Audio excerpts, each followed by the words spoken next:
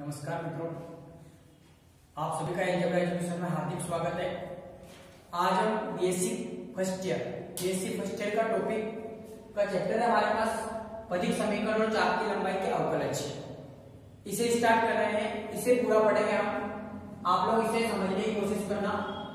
सबसे पहले हमारे पास यहाँ पर हमें पदिक समीकरण और चाप की लंबाई के अवकलज पढ़ने के लिए हमें ध्रुवीय निर्देशांक के बारे में पता होना चाहिए। ध्रुवीय निर्देशांक किसे कहते हैं? आप लोगों ने अभी तक छोटी क्लासों से कार्तीय निर्देशांक के बारे में पढ़ा है। कार्तीय निर्देशांक किसे कहते हैं? एक्स वाई कोऑर्डिनेट को ही कार्तीय निर्देशांक कहते हैं। तो जो एक्स वाई तल होता था हमारे पास, उसे ही क्या कहते हैं? कार्तीय निर्देशांक तल कहते हैं या कार्तीय तल कहते हैं। ठीक है, कार्टेशियन फॉर्म होती है आपके पास वो एक्स वाई तल वाली। अब हम यहाँ पर हमारे पास नया टॉपिक थोड़ा सा है ध्रुवीय निर्देशांक। ठीक है, ध्रुवीय निर्देशांक किसे कहते हैं? देखो आप यहाँ पर, तो इसकी डेफिनेशन इस प्रकार से है कि समतल में स्थित किसी स्थिर बिंदु से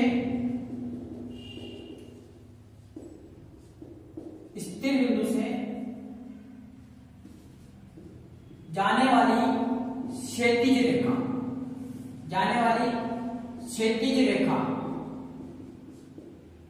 आरंभिक रेखा कहलाती है। जाने वाली क्षैतिज रेखा आरंभिक रेखा कहलाती है तथा स्थिर बिंदु को ध्रुव कहते हैं। स्थिर बिंदु को ध्रुव कहते हैं। देखो, यह हमारे पास यहाँ पर एक स्थिर बिंदु है जिसे हम ओ से डिनोट करते हैं, जिसे कार्तीय तल में मूल बिंदु कहते हैं। कार्तीय तल में मूल बिंदु कहते हैं, ओ से डिनोट करते हैं। उसी प्रकार से ध्रुवीय तल में हमारे पास ओ बिंदु, स्थिर बिंदु, ये ध्रुव कहलाता है। ठीक है, क्या लिखा हमने यहाँ पर? देखो, स्थिर बिंदु से जाने वाली क्षैतिज रेखा हमारे पास क्या कहलाती है? आरंभिक रेखा। ये रही आपके पास इनिशियल लाइन, आरंभिक रेखा। जिस प्रकार एक शख्स होता है कार्तीय तल में, जिस प्रकार से एक शख्स होता है, उसी प्रकार से ध्रुवीय तल में हमारे पास क्या होती है? एक क्षैतिज रेखा होती है जिसे हम आरंभिक रेखा कहते हैं। आरंभिक रेखा। अब यदि इस तल में हमारे पास यहाँ पर कोई एक वक्र स्थित हो, कोई एक वक्र जो ध्रुवीय वक्र हो, जिसे क्या कहते हैं? ध्रुवीय वक्र कहते हैं। एक वक्र स्थित हो और वक्र पर स्थित कोई बिंदु P हो, वक्र पर स्थित कोई बिंदु P हो, तो P को O यानी कि ध्रुव से बिंदु P को, वक्र पर स्थित बिंदु P को ध्रुव से मिलाने वाली दूरी OP को हम R से डिनोट करते हैं तथा इस दूरी को अर्थात OP रेखा को, जो कि हमारे पास यहाँ पर वक्र पर स्थित किसी बिंदु और O को मिलाने वाली दूरी है, इसे ध्रुवांतर रेखा कहते हैं। इस रेखा को क्या कहते हैं? ध्रुवांतर रेखा कहते हैं। तथा ये जो वक्र है हमारे पास, इसे कहते हैं ध्रुवीय वक्र। पोलर कर्व आपके पास ध्रुवीय वक्र, इसका रूप होता है R equal to function of theta. R equal function of theta के रूप का हमारे पास ध्रुवीय वक्र होता है। कार्टेशियन फॉर्म में कैसा होता है वक्र? कार्टेशियन फॉर्म में y बराबर fx फंक्शन ऑफ x या फिर x equal function of y रूप का होता है। उसी प्रकार ध्रुवीय रूप में कैसा होता है? वक्र की इक्वेशन कैसी होती है? तो r equal function of theta या theta equal to function of r के रूप की होती है। ठीक है, अब हमारे पास यहाँ पर ध्रुवीय, हम ये जानते हैं कि कार्तीय रूप में तो बिंदु P यदि किसी वक्र पर स्थित है तो उसके कोऑर्डिनेट एक्स होते हैं। तो फिर हमारे पास यहाँ क्या होंगे ध्रुवीय तल में? तो देखो यहाँ पर ध्रुवीय तल में हमारे पास क्या होते हैं? ध्रुवीय तल में बिंदु P के कोऑर्डिनेट होते हैं r थीटा। वक्र पर स्थित बिंदु P के कोऑर्डिनेट क्या होते हैं? r थीटा होते हैं। जहां r और थीटा क्या है, वहां तो आपको पता है कि x अक्ष तो मूल बिंदु से क्षैतिज दूरी और y क्या है? मूल बिंदु से y दूरी। ठीक है, y अक्ष की दूरी या ऊंचाई कितनी है मूल बिंदु से बिंदु की, वो होती है आपके पास कार्तीय रूप में। यहाँ ध्रुवीय रूप में ये r थीटा क्या है? तो r पे ये बिंदु O से, ध्रुव से बिंदु P की दूरी अर्थात OP अर्थात ध्रुवांतर रेखा की लंबाई। जबकि थीटा क्या है? ध्रुवांतर रेखा OP द्वारा आरंभिक रेखा के साथ बनाया गया कोण थीटा। ये होता है हमारे पास ध्रुवांतर कोण। इसी कोण थीटा को हम क्या कहते हैं? इसी कोण को कहते हैं ध्रुवांतर कोण। ध्रुवांतर कोण। तो ये जो पूरा तल हमारे पास बना, जिस तल में हमने एक एक ध्रुवीय वक्र को बनाया है और इस पर स्थित कोई बिंदु P है हमारे पास। ध्रुवीय वक्र को लिखते हैं r बराबर फंक्शन ऑफ थीटा या theta equal to function of r के रूप का। तो ये जो पूरा तल बना हमारे पास जिसमें एक ध्रुवीय वक्र स्थित है, इस तल को ही क्या कहते हैं? ध्रुवीय तल कहते हैं, ध्रुवीय तल कहते हैं। ठीक है, तो हमारे पास यहाँ पर सबसे पहला टॉपिक क्या है? देखो ध्रुवीय निर्देशांक। तो ध्रुवीय निर्देशांक किसे कहेंगे? इन r और थीटा को ही हम क्या कहते हैं? ध्रुवीय निर्देशांक कहते हैं। तथा ये आपके पास पूरा तल ध्रुवीय तल है। अब हम आगे ध्रुवीय निर्देशांकों और कार्तीय निर्देशांकों में संबंध देखेंगे। ध्रुवीय निर्देशांकों और कार्तीय निर्देशांकों में संबंध देखेंगे। तो आप लोग इसे नोट कर सकते हो। ठीक है, आप लोगों के काम की चीजें ये एग्जाम में आगे जब आप पढ़ोगे इसको, आगे जब चैप्टर को पढ़ोगे पूरा, तो आपको ये बहुत सारी चीजें काम आने वाली है। अब हमारे पास अगला टॉपिक आएगा इसका यहाँ पर ध्रुवीय और कार्तीय निर्देशांकों में संबंध। तो देखो आप यहाँ पर ध्रुवीय और कार्तीय निर्देशांकों में संबंध कैसे याद करेंगे? क्या संबंध होता है ध्रुवीय और कार्तीय निर्देशांकों में? तो टॉपिक है हमारे पास ध्रुवीय और कार्तीय निर्देशांकों में संबंध।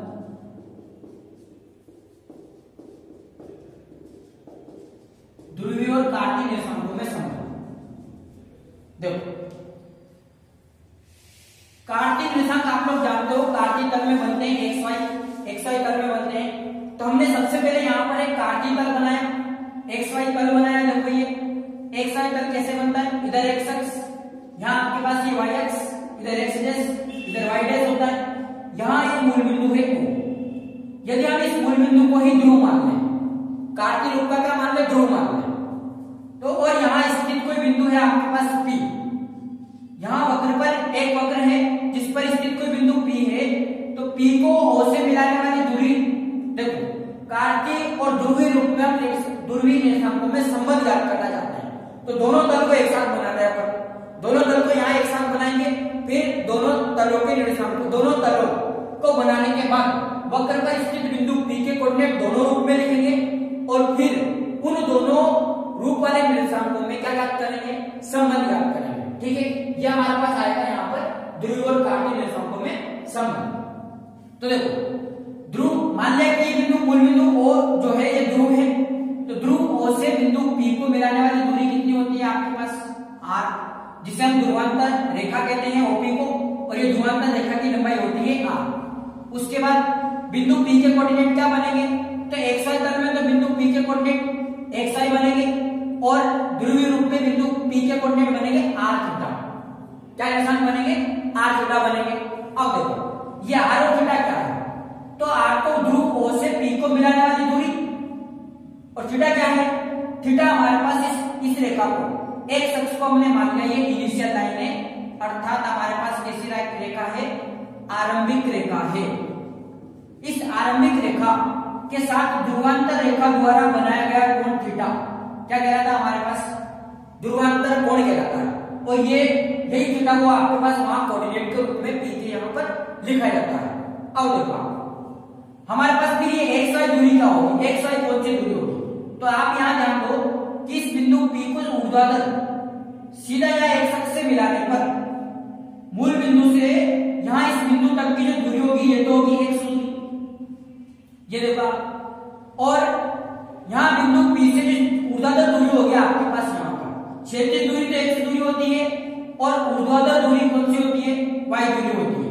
तो आप देखो त्रिभुज, समकोण त्रिभुज नजर आ रहा होगा आपको एक OP, और मैं यहाँ पर इस बिंदु को जहां मिला इसको M दे देता हूं। मैंने क्या नाम दे दिया? इसको M नाम दे दिया। तब देखो आप यहाँ पर एक समकोण त्रिभुज आपको बनता हुआ नजर आ रहा है, समकोण त्रिभुज OPM से। देखो त्रिभुज OPM से हमारे पास यहाँ पर त्रिभुज OPM में यहाँ 90 डिग्री का कोण है। ये कोण थीटा है। कोण थीटा के सामने वाली भुजा लंब होती है और 90 डिग्री के सामने कर्ण होती है। देखो हमें क्या याद करना है? XY और R थीटा में संबंध याद करना है, क्योंकि XY तो क्या है? कार्तीय निर्देशांक, और R थीटा क्या है? ध्रुवीय निर्देशांक। इनमें ही संबंध याद करना है। तो देखो आप यहाँ समकोण त्रिभुज OPM से Y बटे R बराबर किसका आएगा? Y बटे R आपको पता है। देखो Y तो क्या है? लंब, और ये R क्या है? लंब बटे कर्ण। और लंब बटे कर्ण किसके होता है? आपको पता है लाल बट्टा कक्का वाले रूप से। लंब बटे कर्ण क्या होता है, साइन थीटा होता है, तो ये साइन थीटा हो गया, यानी कि y इक्वल कितना आएगा आपके पास, r साइन थीटा आएगा। तो एक संबंध तो ये आ जाता है आपके पास। दूसरा देखो आप यहाँ पर x बटे r, ये x बटे r, ये बना आपके पास आधार बटे कर्ण, और ये होगा cos थीटा के इक्वल, तो x इक्वल आ जाएगा आपके पास कितना, r cos थीटा। समीकरण नंबर आ गया हमारे पास कितने, 2। अब हम समीकरण 1 और 2 का वर्ग करके भी ऐड कर दें।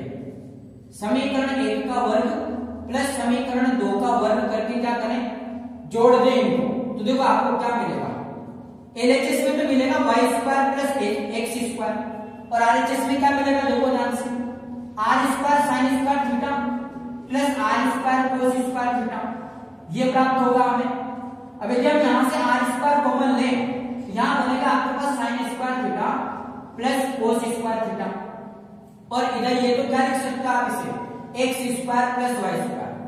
तो एक संबंध आ गया आपके पास, देखो ध्यान से, sign square theta plus cos square theta equal 1 होता है, तो x square plus y square equal कितना हो गया, ये r स्क्वायर मिला। यानी कि एक संबंध हमारे पास ध्रुवीय और कार्टेशियन समकोण में क्या आ गया, x square plus y square equal r square. एक है x बराबर r cos थीटा, एक संबंध हमारे पास है y बराबर r sin थीटा। अब ध्यान दो आप यहाँ पर, अब एक संबंध और याद कर सकता है, एक संबंध और कौन सा, हम समीकरण 1 में समीकरण 1 को डिवाइड कर सकते हैं किससे, समीकरण 2 से, इक्वेशन 1 डिवाइड बाय इक्वेशन 2 से, समीकरण 1 में समीकरण 2 का भाग देने का। तो देखो आप यहाँ पर जब समीकरण